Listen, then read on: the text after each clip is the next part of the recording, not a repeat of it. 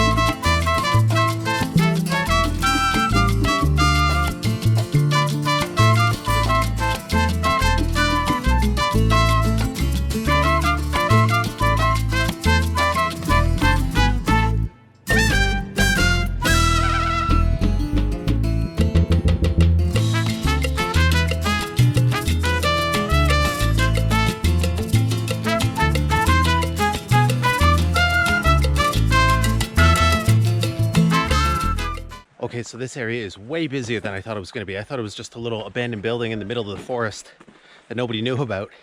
Lots of people here. I don't know if they're here to see the building or to do some hiking, but there's an old abandoned building here, and the rumor has it that it is a building that's left behind by Nazis that escaped Germany after World War II. So this whole part of South America, like the southern part of South America, Chile and Argentina, has a big history of Nazis escaping the war and coming here. So apparently there's remains of a building here, and officially it's remains of a out of regulation hotel that was never finished, but that doesn't seem to be the true story. And the suspicion, widely held, is that it was a building that the escaped Nazis built and for whatever reason deconstructed or let it go to ruins. I don't really know where it is, so we're gonna have to try and find it. But there was also rumors that Hitler escaped. Oh, this is it here. There's rumors that Hitler escaped and lived on a villa up here somewhere on the other side of the lake. But there's all kinds of strange ruins around Bariloche, this being one of them. And there's other ones that look like bunkers, guard houses. And the suspicion is that although Hitler more than likely didn't escape and died in Germany, he was prepared to escape out here. And they had all sorts of guard towers and stuff and bunkers for him to escape and to watch, basically keep watch. But it's right on the edge of this point. Crazy, check this out. So this is meant to be the remains of a Nazi building, bunker, whatever. One of many in the area. Crazy. And there's another story across the water here that I'll tell you in a second, but check this out.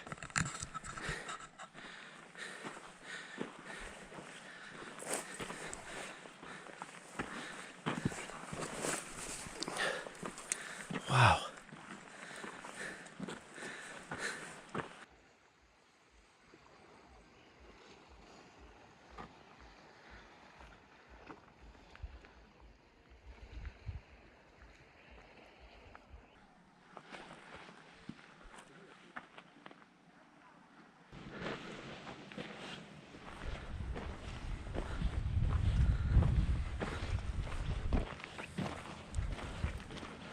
Oh, that's just wild. Like, the view's insane. I can see why somebody would want to build here. But also to think that this is the remains, potentially more than likely, of an abandoned Nazi building, bunker to try and escape. And definitely confirmed lots of Nazis did escape here. This is just suspected, but very mysterious. Also, really cool story. Out on the other side here, out on the other side of the lake, there's an island called Huemul Island. Can't visit it anymore. But in the early 50s, like 1950, 1951, there was a Austrian, Nazi, German, Austrian Nazi, I suppose, not German, scientist Ronald Richter. And he said that he found the secret to fusion power. So that's interesting and pretty relevant because today there's a lot of fusion experiments going on, and he claimed he had found a way to produce fusion. So the Argentine government employed him, set up experimental, really state-of-the-art nuclear laboratory on the island here, and he worked at it for years, and he announced to the world that he discovered fusion, and it turned out, long story short, turned out to be false. He was charged with fraud, escaped. Just, it's amazing the lives that some of the people that were in Nazi Germany and were Nazis for their choice or not their choice, but it's amazing the lives that they lived afterwards, trying to escape Germany and going all around the world. Like, I think the scientist, after he escaped Argentina when he was charged for fraud, lived in Libya, eventually came back. Just wild. I mean, it's beautiful, but the history is just incredible, crazy. I'm a big history buff. Anyway, that's it for my little Nazi tour of Bariloche. We're gonna head, there's a cool route, we're gonna do a little bit of ride around, grab some empanadas, and then head back to Bariloche.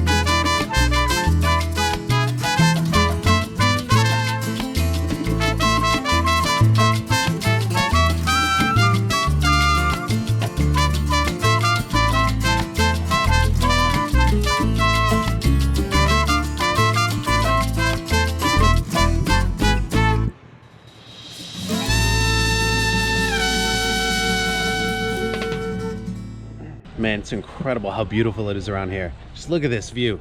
Little sausage and cheese stand. The food in Argentina is incredible.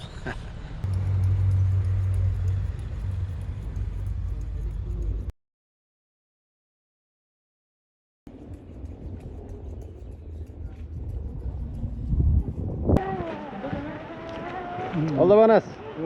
Muy bien, ¿usted? ¿De dónde soy? Yo soy canadiense de Canadá.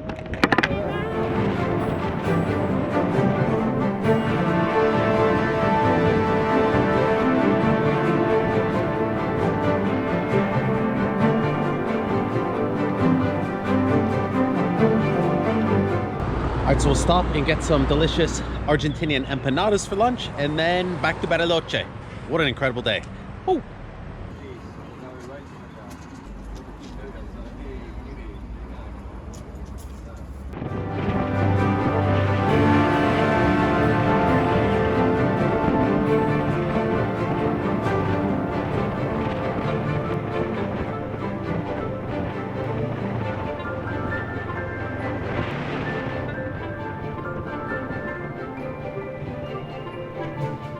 Alright, so we made it back to Bariloche after an incredible day. What a beautiful ride. Really, really interesting. The scenery is just stunning around here. Like, this has to be one of the most beautiful places in the world.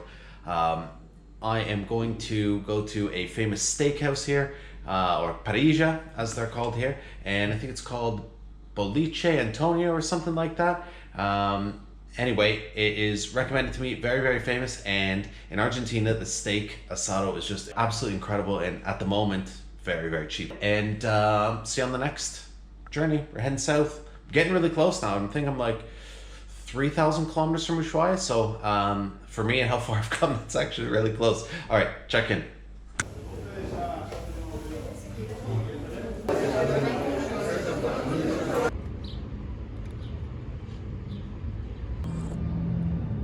All right, so today we are in the town of El Bolson in Argentina.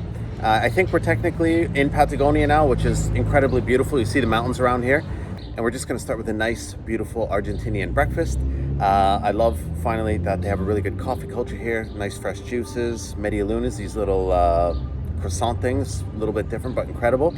And today, we are going to the cabin where Butch Cassidy and the Sundance Kid escaped from America and spent quite a bit of time. They bought a little ranch, spent a bit of time, more crazy stuff happened to them. It's incredible because I saw their cabin all the way up in northern United States, and we're gonna see their cabin they escaped to in Patagonia. So let me finish up this and then we'll hit the road.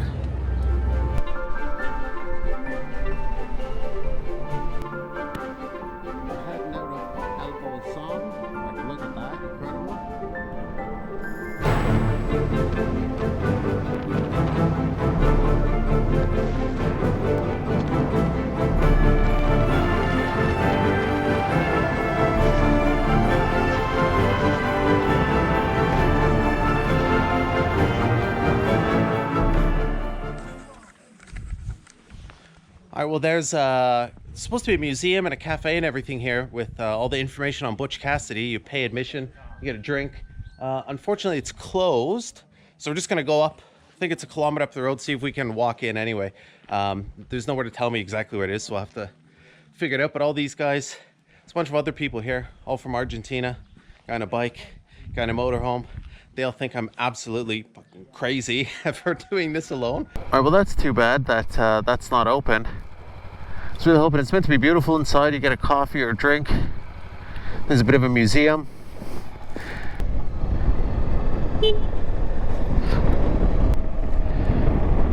These birds are so cool. They have these mad birds all over the place.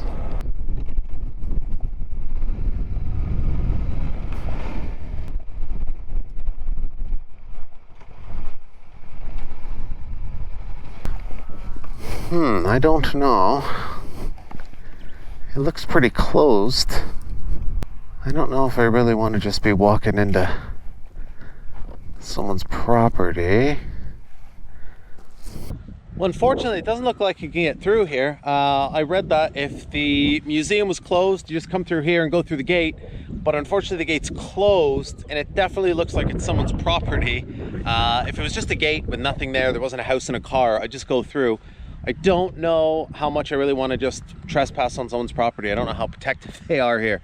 So I guess that you can see it from the road. I'll just try and get some pictures of it. That's really unfortunate. I was really looking forward to going in. There's not much there, but I was really looking forward to going in.